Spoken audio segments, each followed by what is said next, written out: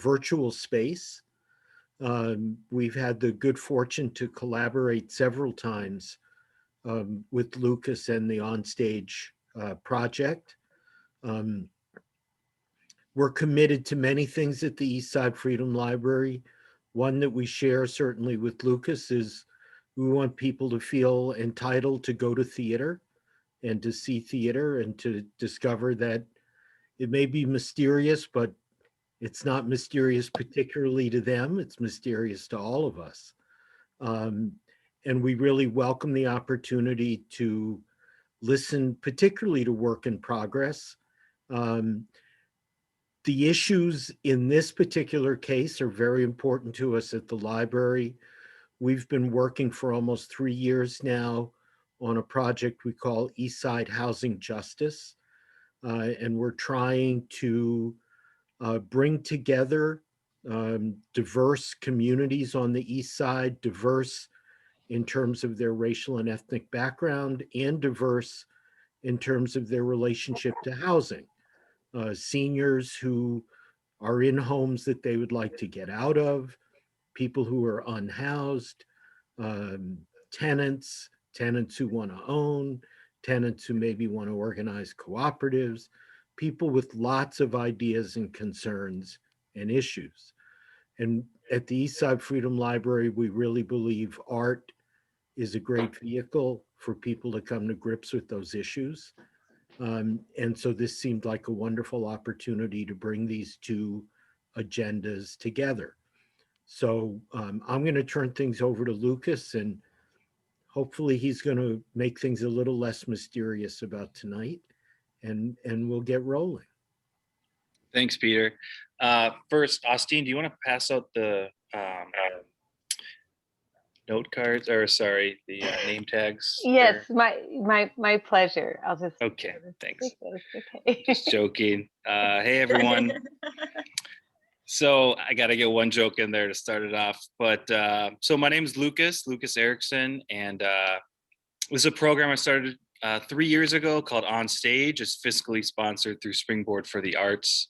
It's a way for me and local theater educators, actors in the Twin Cities to go out into college classrooms primarily and talk to students about issues and topics that are coming up in these plays that are happening around the Twin Cities that, students probably have never heard of before. A lot of the students that we go see have never seen a show or a play before. So it's a way for us to, talk about these things and maybe create a younger, more diverse, non-traditional theater audience for the future. But of course, right now things are a little different. So, we weren't really having much fun doing that anyway. So we're like, let's get together, get on Zoom, and like really engage people. So that's why we're here. But I'm joined today by some awesome friends and great educators. Austene Van, the new artistic director of Yellow Tree Theater. Hi, Austene. Hi. Maria Asp, just jack of all trades, does everything. She was my teacher for a storytelling class at the U of M a few years ago. And hi, Maria. Hi, Lucas. And Jane Froiland, who is an actress and also does everything here in the Twin Cities too. Hi, Jane. Hi. Yes, everything. Well put. But so we're here today, talking about this play that is nobody has seen because it hasn't been put on yet. It's literally being written and edited as we speak. It's called The Most Beautiful Home Maybe. A few weeks ago, it was called Exiled in America, which was a book that was what the play's name was, but now it's called The Most Beautiful Home Maybe. It was supposed to be put on stage here at Mixed Blood Theater now, but now it's going to be happening, we think, in the fall in St. Paul. When that does happen, it'll be free for everyone to go see it. So I'll let you know at the end some information about how to get on their mailing list about information on when that's going to happen. And then really quickly today, just some ground rules. Nothing out of the ordinary. We're gonna try to engage you a little bit. We have some activities, how to get into some of these topics that we're going to talk about. So if you're able to keep your screen on, great. If you're not able to, that's okay too. Let's see. Yeah, I think that's pretty good. We have one scene for sure that we'll read later. And I'll share my screen a few times of some images from the workshops that were being done with this show, and also the scene, so we can all see it. So anyway, thank you for being here. And Maria, do you want to take it from here? Sure. Should we just jump right in with an activity, Lucas? Why not? Okay, so first thing, we're gonna rock the chat. And you can only have one word, okay? We'll expand this later. One word about what describes home to you. Go! Home. What describes home? Rock the chat.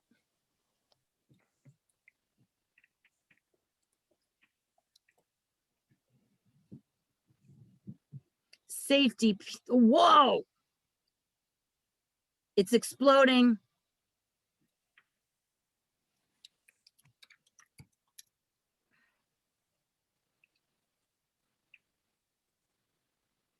Wow, fantastic. Okay, we're warming up with the chat here.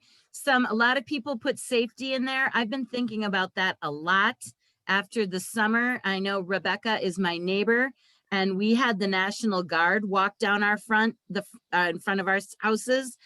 For one, that did not make me feel safe. But when I woke up for my 3 o'clock shift with my hoses and heard AIM, the American Indian Movement, drumming on the end of the block, that did make me feel safe.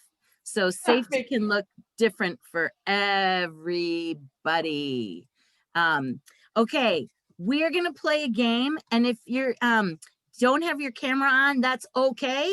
But if we say a statement and it really resonates, it's really true for you, we want you to come close to the camera. You can come really close if it really resonates, like Jane's eyeballs. And if it does not speak to you, move away from the camera. So we don't know where you live, but do you live in a city? Go. Oh, look at that. Look at all these beautiful faces. Fantastic. Hi, Beth. Okay. Is there a park where you live? Oh, check it out. Okay. For all of you park dwellers, I'm dropping, this is new research to me that I discovered over the weekend. And I have been learning about redlining and racial covenants, but this map shows the relationship to racial covenants and parks in Minneapolis, which was a brand new way of mapping for me. So here I have been loving the parks my whole life, but did not know that part of the history. Next question. Do you talk to your neighbors?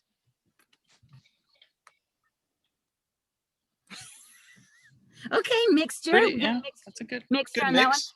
that one. Do you know the names of the people living next door to you?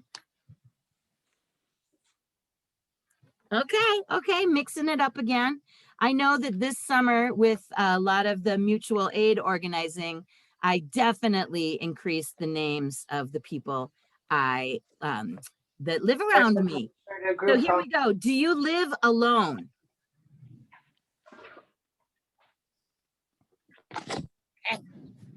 Interesting. Now we're mixing it up here. Do you live in a home that includes extended families, like of multiple generations? Oh, okay. Interesting. Very interesting. Do you own your home? All right, we're getting some different answers here. Are you a renter? Okay, good. If you are a renter, do you intend to buy a property sometime in your life? Interesting. Is it something on your mind? Oh, wow. I love it. Esther, you took it into a whole new world of gestures. Yeah, what does it mean to own property? We have a lot of questions in that department. Okay, Lucas, Jane, Yes, are we ready for some whiteboard? let's do it. And I just We wanted were to born ready. I was going to let everyone know. So these are activities and games that we do in these classrooms when we go see them too. So again, it's a way for us to get into what these issues play. But so this next exercise is the whiteboard exercise. I don't know if all of you have done this before, but I'm going to share my screen. And then And then you can go to view Yeah, Jane. options there. Sorry, this is where I always need this explicitly explained to me. That's why. So if you go under view options and then there's a drop down screen that goes to annotate, that's going to allow you to either draw or use text, depending on how you feel to So answer these view- questions. So view options, the drop down to annotate. To annotate. Yep. And then then if you you can are- click text or draw. Yeah. If you're feeling texty, there, click on the text and you'll be able to write on this whiteboard. And if you're feeling, if you're more of a visual person, if you're more talented in that way than I am, then you can draw these next answers, which would be super cool, in fact. Okay, I can't look at the chat board. Does anyone have any issues getting in here? Or are we good? Is everybody? nothing in the chat yet. If Yeah. you aren't able to figure out how to write on the whiteboard, you could also put your answers in the chat and Austene, Jane, or I could transfer them over. True. Okay, All right. What's our first prompt here? 3 things that describe a beautiful home.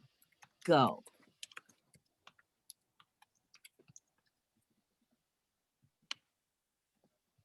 Well,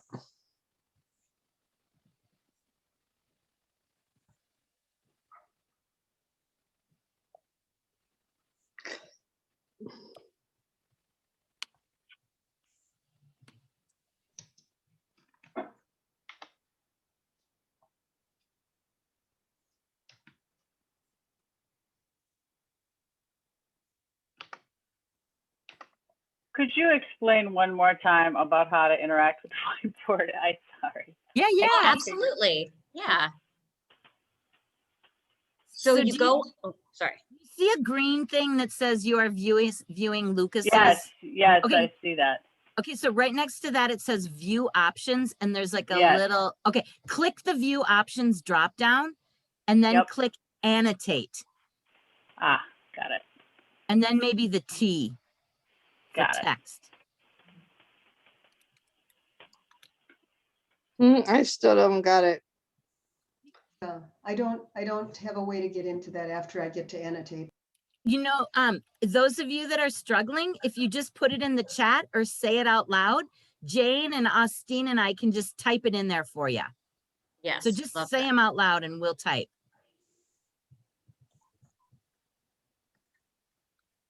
Or put your answer in the chat. Clawfoot tub. I noticed that one too. I love it. Woohoo! Sun porch, working appliances, space for music and work. I love that. Popcorn, Popcorn smells. Mhm. Oh, I love somebody mentioned art too. Art or important objects, meaningful objects. Oh, we've got, okay, from our chat here, we've got light, space for family, and trees in a beautiful home. So I'll shoot that and put that in a text here. Maybe I will. Maybe I can't type. Oh no. A place that looks like kings and queens would live in. Oh, I like that. That's- too. I I like that love too. that. This sounds like a nice place. Should we go to the next one? Oh, yeah. Are we ready? Yes, this is just our being able to see our group thinking. You got Okay. the next prompt, Jane? Yes, it is name three things that would describe a beautiful neighborhood. So we're going from home to neighborhood.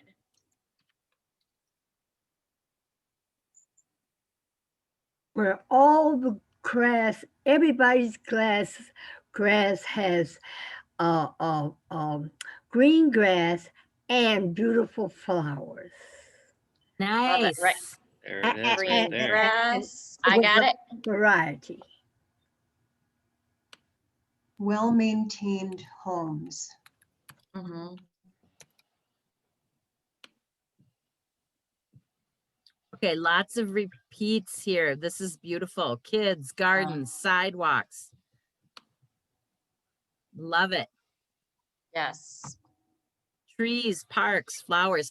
That's Yeah. another thing, Allison, on the Parks. map.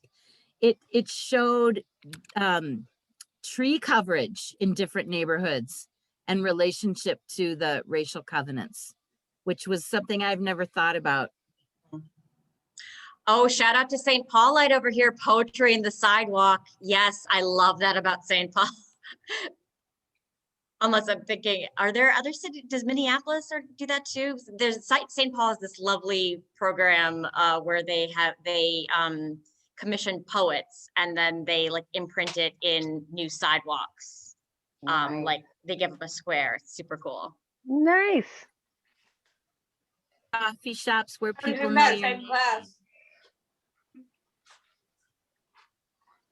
People talk to each other. I like that. Many languages and music. Oh. Walkability, green space. Yes. Mm-hmm. Front Mhm. porches with people on. Oh, I love lawn art signs of solidarity. Yeah. That's something that is something I really like. That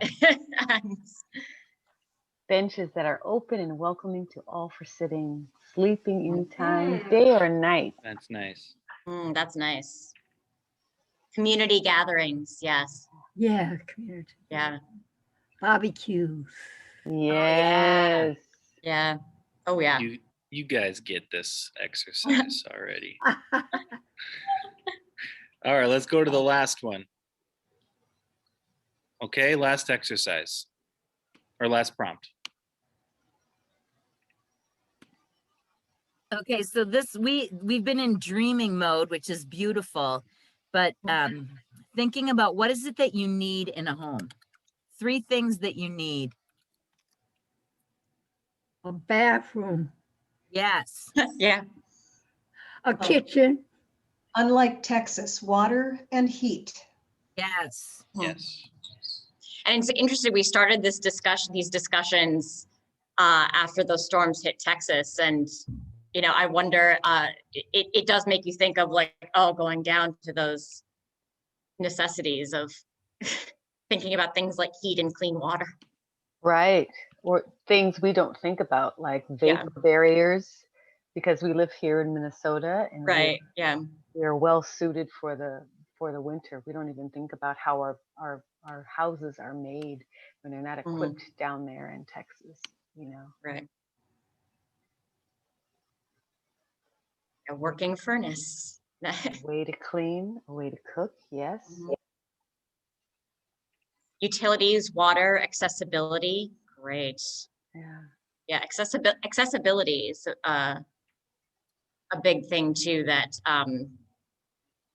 is something to think about. Is, you know, is this neighborhood accessible for all, or Affordability, stability, heat, water. Of course. Yeah. Automobile. No lead paint. Yeah. Mhm. Yeah. Safety. Insulation, a good roof, accessibility. know you can stay there. Yeah. Yeah.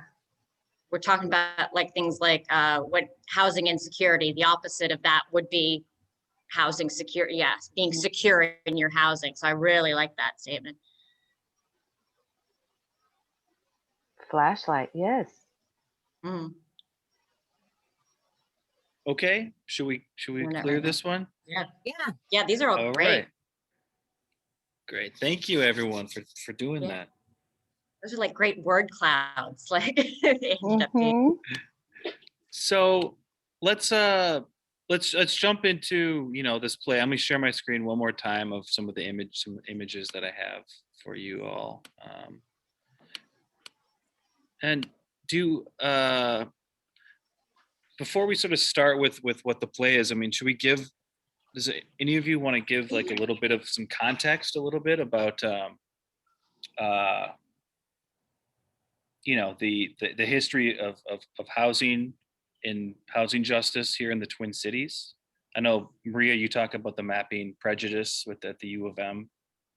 That was funny. There we go. There's some great maps of it. I mean, I think, look, we're all talking about, and we're all studying together. And I know Ben is on this call, and he's got a great group at Eastside Freedom Library that are really addressing these issues. But we can't change things that we don't know about. And so we're all here in struggle and solidarity and study, trying to look at the ways systemic oppression has affected the housing market. And we keep reaching out to the community to know what these things are so that we can. I wonder what happened when all those people sold those houses, you know? Yeah, well, yeah. And how do we get those covenants off the property deeds? And how do we, you know, how do we teach our young people about redlining and what's happened with banks, because things are the way they are because of white supremacy getting in there and making it policy. So we are really looking to study the cities that we live in so that we can change them for the future. And some things about this play that Lucas is going to go into, and Austene and Jane, please jump in.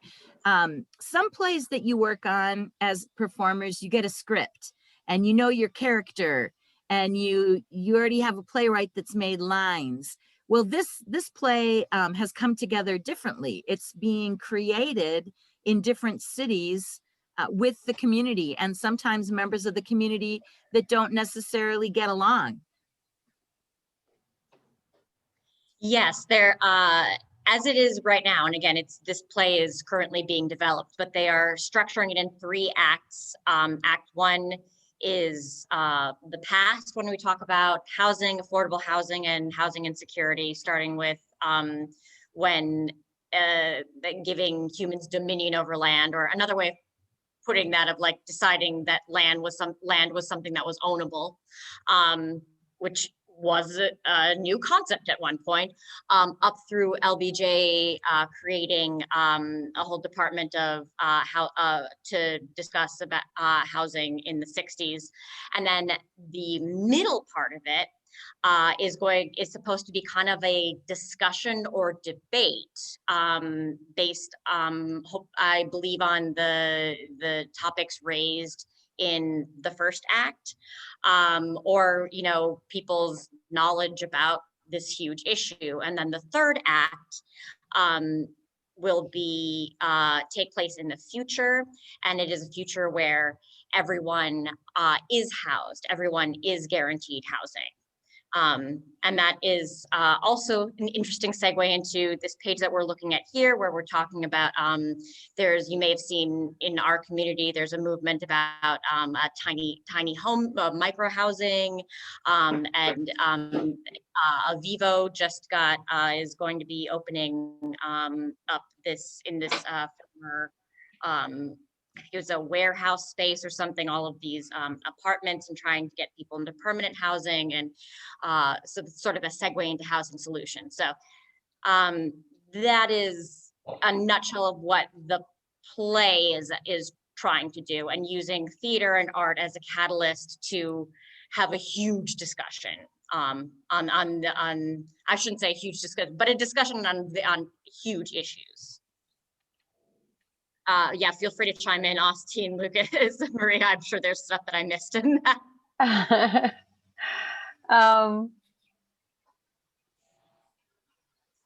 But that's essentially what the play is trying to do anyway.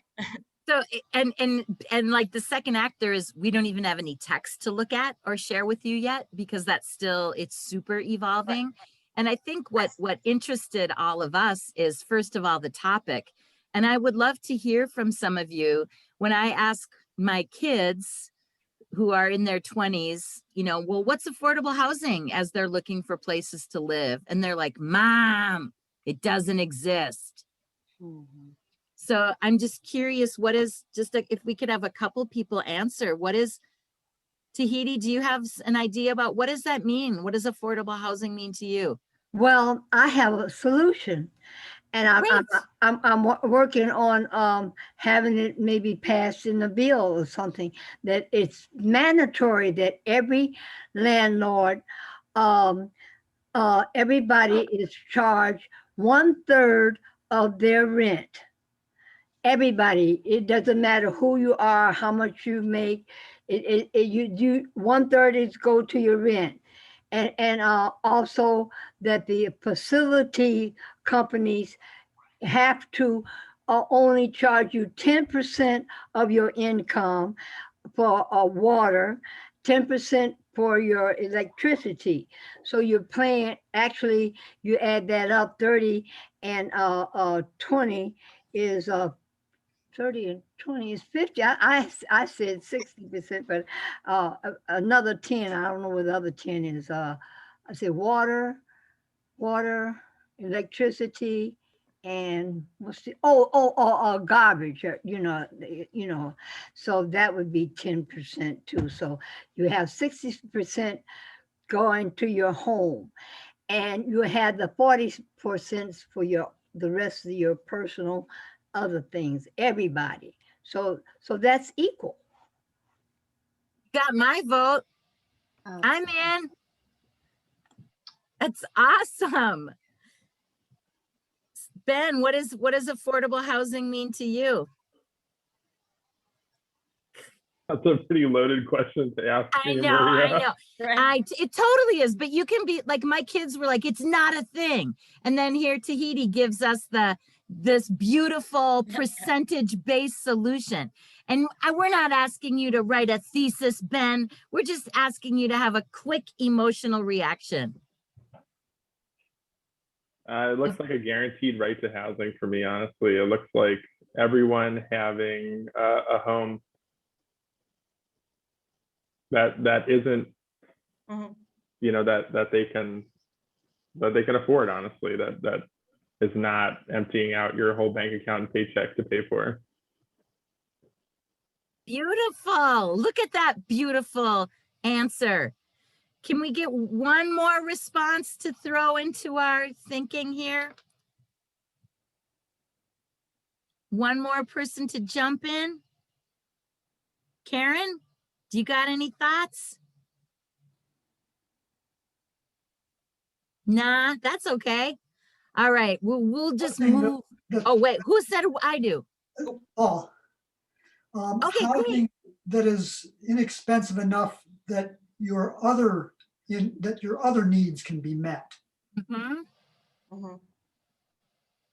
Yeah, that's beautiful. That's speaks to Tahiti's platform of the percentage based on income. Lovely. Thank you. Yeah, putting you on the spot, but I know it's something working from the negative, not what the market can bear to determine affordability. Yes, Susan. Yeah. Yes.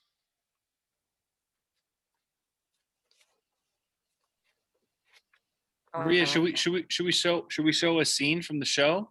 What do you think? Yeah. So this will give you a sense of the messiness of the play development. So remember that, like, the title changed within a couple of weeks, and even since Lucas contacted us, we've had several drafts. So this is not a finished product. The nature of devising. Let's start with the first scene, the first scene from the first act. What do you think about that? We have some time. We can do both of them. Great. Austene, you want to cast? Yes. Okay. How about God? Can you be Maria?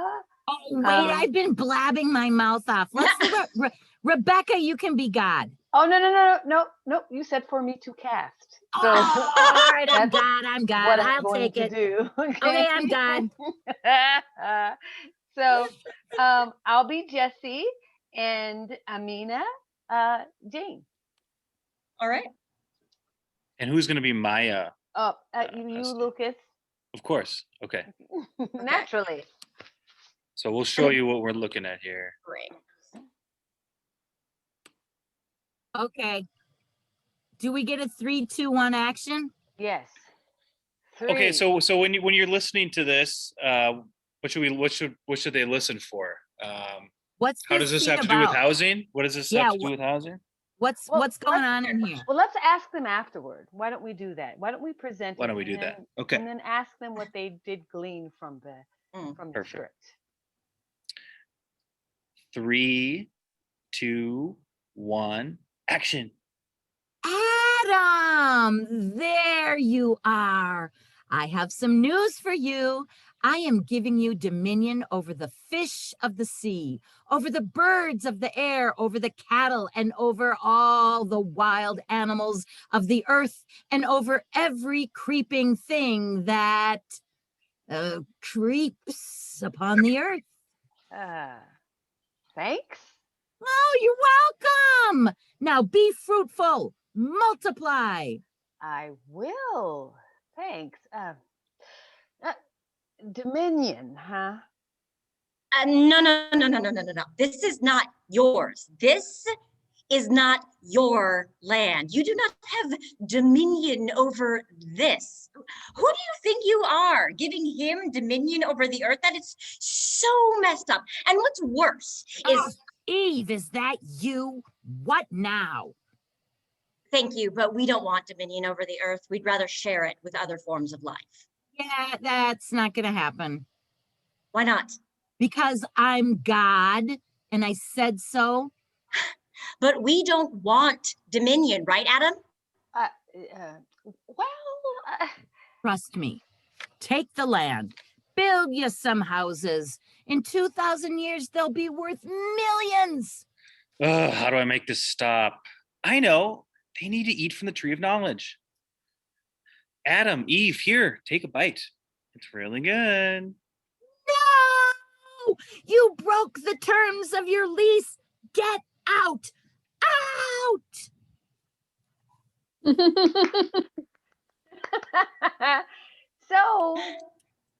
So why don't we raise our hands as we can raise our hands with the little function, the little icon function. What do you think this was about? What spoke to you? What resonated within you? What was the loudest to you? What was the message? Was there a message? Miss Tahiti? Oh, I love it. I can't stand it. I love it. She made her own. Yes. No, actually someone else made it for us. I love that. To work with Zoom. And if you want to answer a question, then she made hands and everybody can, and one says question, another one says comment. I love it. That's I love amazing. it. So it was actually about the rules, and that's what I got out of it. It was about the rules that you have in housing. Of course, like I said, everybody has their rules, and so the landlord has made the rules, and if you don't follow the rules, then you have to get out. Mm-hmm. That's good. What did anybody think about just the word dominion?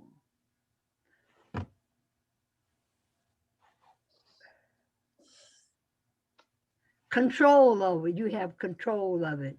Mm-hmm. And what was Eve's objection to dominion? Why was that such a big deal? They didn't want to have control over it. They just, but one thing they said was double talk and says we want to share. Well, you have, it was given to man, so he would naturally. I mean, that's the way God was thinking. We share. We share. You have the part that you have dominion over it. Like this is your part, but we all share. That is what. But they said we just share.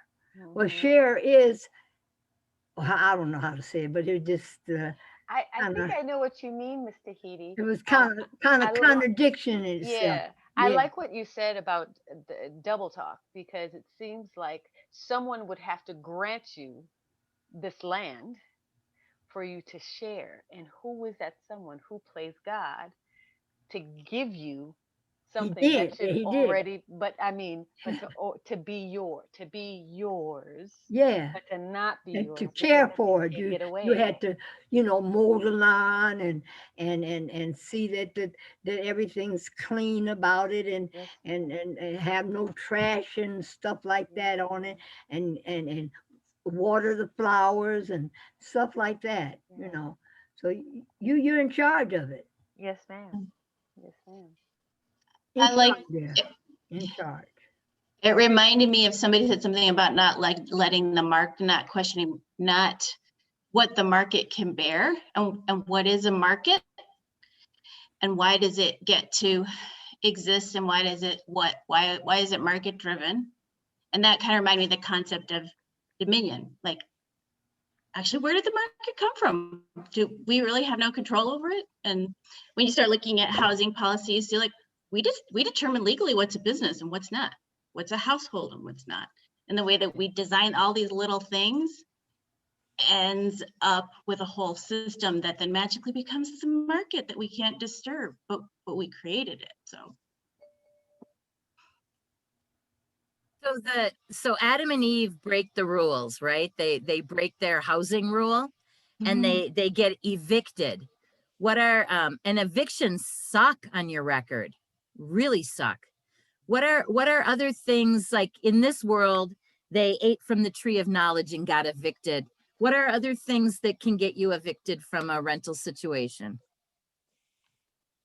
And you can put it in the chat too. Or even like any of your, not paying rent for sure. Any lease violation, like even, having a pet. I almost got kicked out for having a cat from one apartment before. Doubling up on tenants in a unit. Yes. Having a cat. A pet. I got kicked out of a dorm for incense, which was covering up something else, but that's another story. Fighting, you could get evicted from, fighting and causing commotion or playing loud music after a certain hour. Yeah. Because 10 o'clock is the curfew. You're supposed to, keep your noise down. 10 o'clock, disturbing everybody.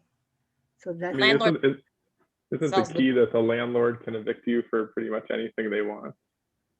Yeah. Yeah. I see a lot of interesting things in the chat too, like landlord sells the building. Yeah, that happened to me. Oh yeah. That's happened to me twice, actually. That happened to me once, but I was living in San Francisco at the time, and we researched our rights and discovered that they had to pay for our moving costs. So that was helpful. But we still got kicked out. Peter, did you have something to add earlier? Well, I was going to say that if the landlord fails on the mortgage and the house gets foreclosed on, the tenants who had nothing to do with it get kicked out too. True. Yeah. A lot of insecurities, it seems like. That happened to me. Renting. Yeah. Yeah. But it's hard to own, especially for some people of color. And we know that, with covenants and with how hard it is to get a loan, even if you have great credit, this person can get a loan a little easier than this person can get. And then when they do get that loan, the interest rate is just absolutely crazy, and they're relying on the fact that this person will forfeit somehow and they can get that property back, and so it's just a mess, so it's like that control. And that's what I think about when I think about whoever that God is, parsing out land that they don't really own and giving it to people, and allowing them to have something, but being able to take it back. It's a very, very fascinating way that we've created, as Karen was talking about. We've created that system that allows that to happen. Well, just like I feel like it was so ridiculous, like charging to go into a park, which is, and charging for water where water flows freely, and you're charging for that. It's ridiculous. It wasn't meant to be like that. Charging for a park, which is a land, a free land, and where you're supposed to just enjoy it. And they charging to get in, charging for parking. They charge for everything. Well, Yeah, money. Money. We can live without money as long as we're sharing. I have a plan. I had a plan. I wrote a plan, and if I give them a year to go by these rules, and if they don't get by this rule, they exile out of the planet. They can go and do what they want to, but they're not going to live on this earth. And we all call people of the planet Earth. We're all human beings. That's all we are. We're not first class, second class, third class. We're just human beings, and we all living just like human beings, equal. We're living equally. Everybody has what they like and what they were built for. Yeah. And we work together because everybody has a skill and a talent. And with that, we work together. And you don't have no peas, and I don't have no corn. I mean, I have peas and you don't have peas, but you have corns and I don't have no corn. Then you give me some of your corn and I'll give you some of your peas. Hey, we just share. It's enough. The earth is plenty enough. We grow stuff and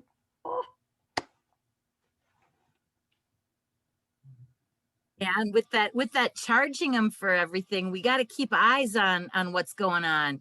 There's some work happening on green spaces being turned into white spaces, and parks, which are supposed to be public, they're messing around with where they're putting basketball courts and what size the basketball courts are, because if they put in a full-size basketball court, that's going to attract more Black people, and they want more white people in the park. So we got to keep an eye on what's going on so that we can live up to the dreams of Miss Tahiti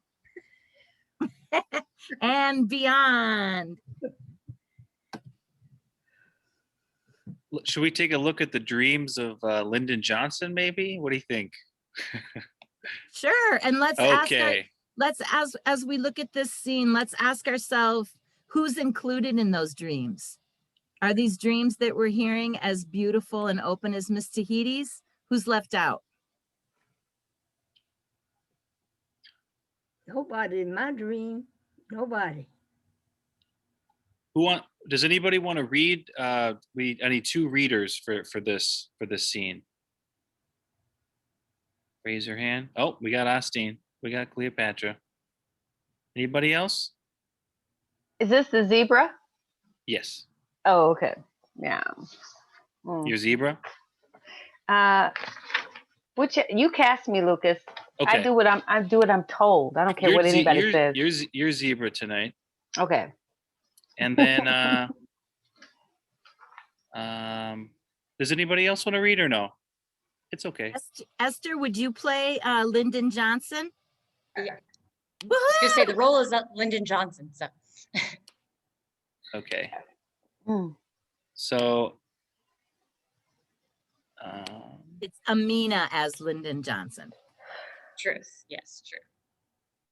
so this is going to be like a back and forth. So as you can see, they're staggered. So the one on top goes before the one. So Amina will start, and as you can read up who these people are. I wonder, Lucas, should we give a guest an opportunity to read Zebra and I can read stage directions? I mean, thinking Sure. for a lot of my voice. Okay. I can't see anyone else. I'll volunteer. Oh, Tahiti, you're going. Okay, perfect. Okay. Read So you're going to Zebra? read for Zebra, Tahiti, Okay. who was this French philosopher, Gaston Bacchelard from the 1950s. Yes. Okay. 3, 2, 1, action. Amina as Lyndon Johnson,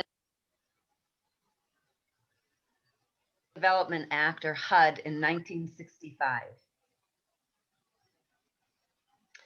From Plymouth Rock to Puget Sound, the first priority of the men and women who settled this vast and this blessed continent was, first of all, to put a roof over the heads of their family.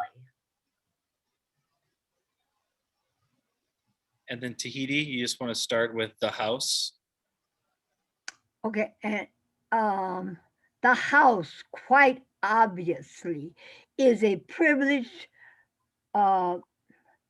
entity for a phenomenological study of the intimate value of inside space. And that priority has never and can never change. For the house is our corner of the world. Many elements matter to the success and the stability of our great society. As has often been said, it is our first university, a real cosmo in every issue of the word. If we look at it intimately, the humblest dwelling has beauty. Education matters a great deal. Oh, okay. If I were asked the name of the chief benefit of the house, health matters. I should say the house shelter day dreaming. Jobs matter. Okay, the house protects the dreamer.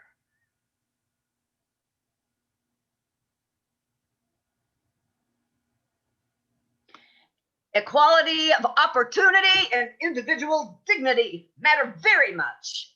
The house allows one to dream in peace. But legislation and labors and all of these fields can never succeed unless and until every family has the shelter and the security, the integrity and the independence and the dignity and the decency of a proper home. Thought and experience are not the only thing that sanction human values. The values that being to daydreaming mark humanity in its depth. For me, this is not a belief that comes recently. It is a conviction and it is a passion to which I was born 57 years ago this month in a humble home on the banks of a small river in central Texas.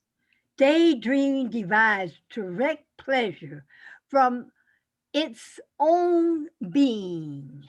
Men may forget many memories of their childhood, but many of you know, as I know, that person never grows too old or too successful to forget the memory of a childhood home that was without lights and without water, without covering on the floor, and I have never forgotten. Therefore, the places in which we have experienced daydreaming reconstrive themselves in a new daydream.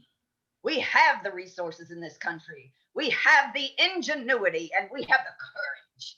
We have the compassion, and we must, in this decade, bring all of these strengths to bear effectively so that we can lift up the conscience of our affluent nation, the shame of slums and squalor and the blight of deterioration and decay.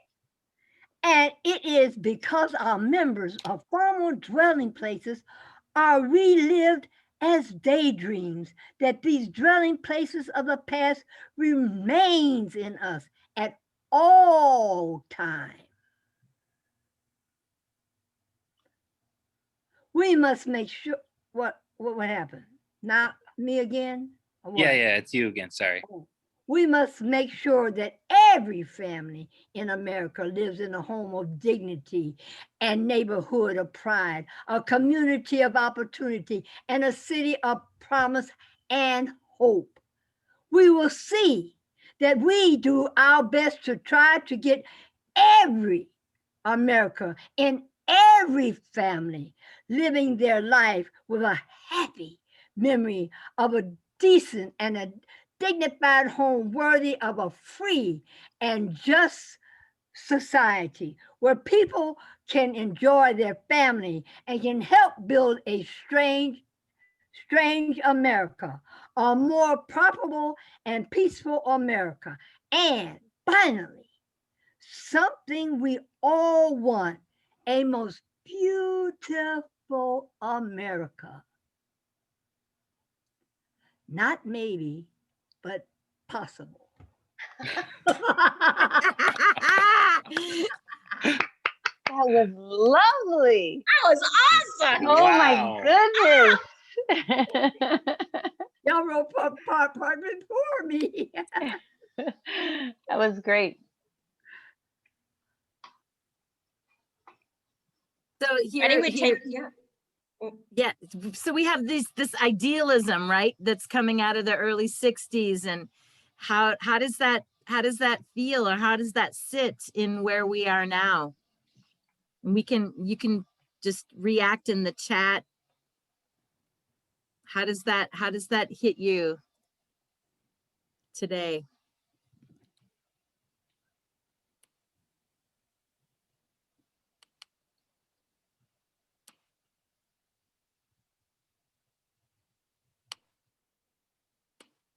I think it's a little bit unsettling to see those noble intentions and what they've led to, which is clearly still wanting for a lot of our fellow community members.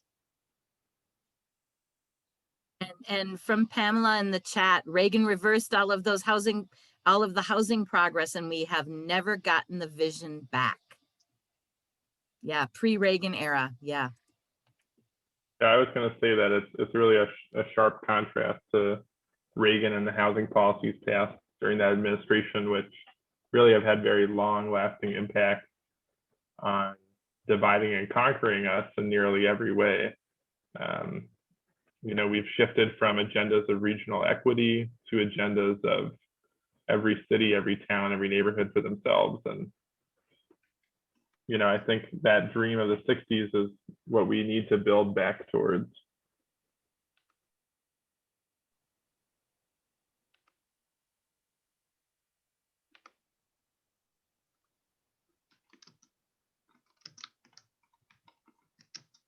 Well, I think they need to write Tahiti in the play. What do y'all think?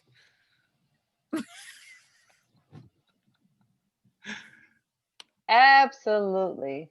That was Does wonderful. anybody have any final comments? I know we have like another minute or two here. Susan wrote some really cool insights here of living through all of that in the 60s, and I'm sure it is jarring to live through all of that, the dramatic swings back and forth from these very progressive ideas when we're finally talking about housing to swing all the way over to Reagan policies in the 80s.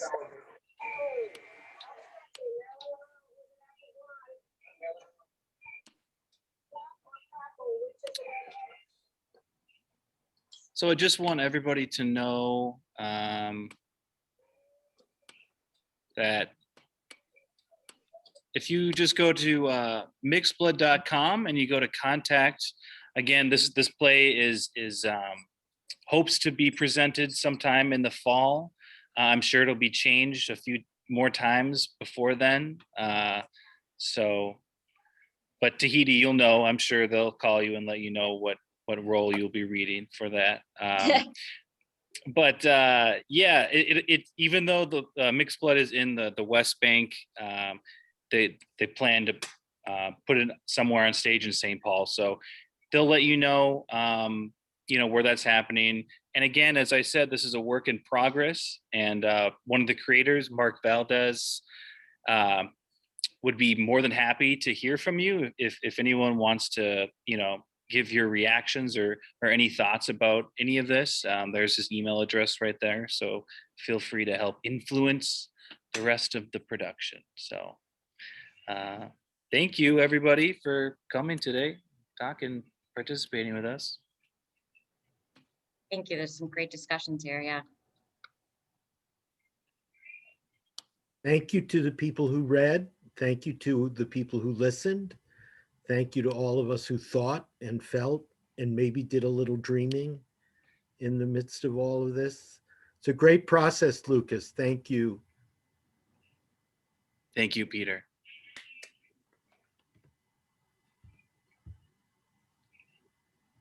Yes. Have a good night, everybody. Oh, I'm sorry. There's a lot going on here. Yeah. Yeah. Yes. These are. Thank you for everyone that has to Thank you. leave. Thank you, Lucas. Thank you. Hi, Katie. Lovely to hear your voices and see your faces. Bye, Mara. Yeah. Bye, Tahiti. Thanks so Mara. much for Bye. being Bye. part of this tonight. You were great. Thanks Thank for you. reading, Hi, Esther. Rebecca. Glad to meet all you new people. Yes. We're voting for your percentage plan. Yes. We love it. My castle, yeah. That's my castle dream, yeah. For everybody, Let's make it who's like happen. king and queens. Yes. All right. Right. Good night, everybody. Good Thank you. night. Bye.